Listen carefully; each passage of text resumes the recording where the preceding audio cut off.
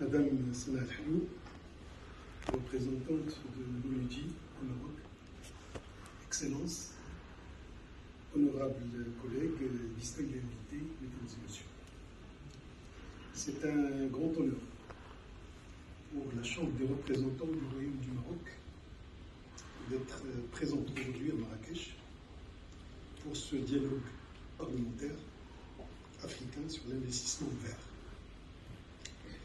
Au nom de son Excellence M. Rachid Talbi Alami, président de la Chambre des représentants, je tiens à vous souhaiter la bienvenue et à souligner notre engagement commun pour un avenir africain plus durable, solide et prospère. Notre continent est confronté à un double enjeu.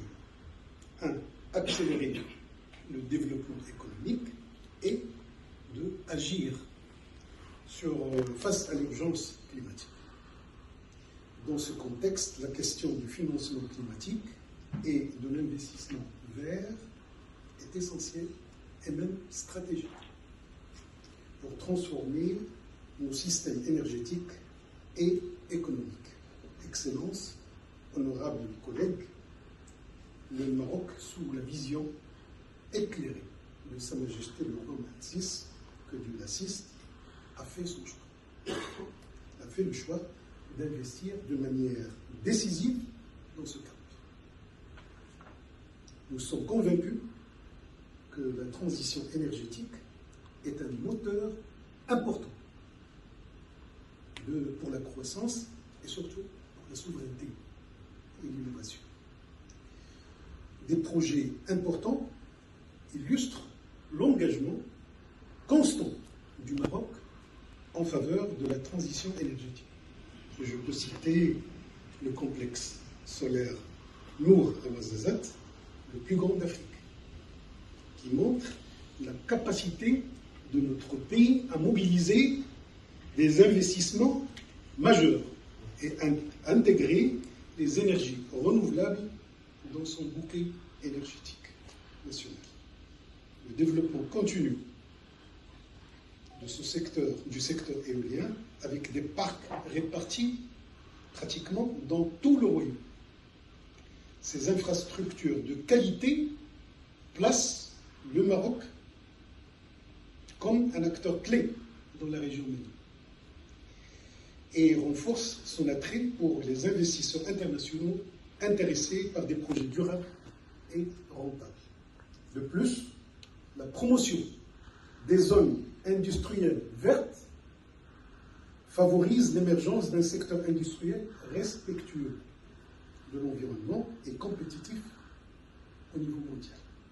C'est avec cet esprit d'innovation et de coopération que nous accueillons aujourd'hui avec grand plaisir des parlementaires et des investisseurs venus de toute l'Afrique. L'objectif est de partager nos expériences et de nous inspirer mutuellement et de construire ensemble les bases d'un avenir durable pour notre continent.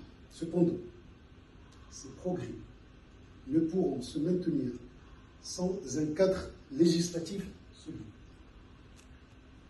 tourné vers l'avenir en inspirant confiance aux citoyens et aux partenaires économiques. Et c'est notre rôle aujourd'hui. En tant qu'institution législative et de contrôle, le Parlement a une responsabilité cruciale. Élaborer des lois qui encouragent les investissements, promouvoir des mécanismes financiers innovants et établir un système de gouvernance basé sur la transparence et la participation de toutes les parties concernées. Cette mission parlementaire est essentielle pour toute stratégie durable de développement vert. La contribution du Parlement passe aussi par le dialogue. Chers collègues, nous sommes les bâtisseurs de consensus, de facilitateurs de collaboration régionale et surtout des moteurs d'un engagement collectif au service du climat et du développement durable. Par notre coopération aujourd'hui, nous envoyons un message clair en Afrique et au-delà, la voie de la transition écologique ne peut être tracé qu'ensemble dans la confiance et dans l'innovation. Excellences, honorables collègues, j'espère sincèrement que nos discussions dans la continuité de l'esprit de la COP22 et en accord avec les engagements climatiques internationaux de nos États aboutiront à des orientations pratiques et concrètes. Ces recommandations devront enrichir et harmoniser nos lois nationales tout en stimulant l'arrivée de fonds importants vers des initiatives vertes qui créent des opportunités et du bien-être pour nos populations.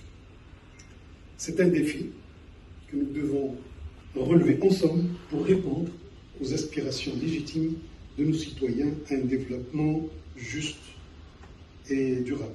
Que Marrakech soit une fois de plus le lieu d'une coopération exemplaire et d'avancées concrètes pour un avenir africain, vert et inclusif. Et je vous remercie.